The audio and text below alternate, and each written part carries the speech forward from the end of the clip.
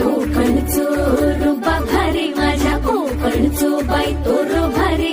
दिसते भारी गणपतीची स्वारी अन आला धादिस मामाच्या घरी मालवण चिपळूण सावंतवाडी माझ्या कोकण गावांचो दिमाग भारी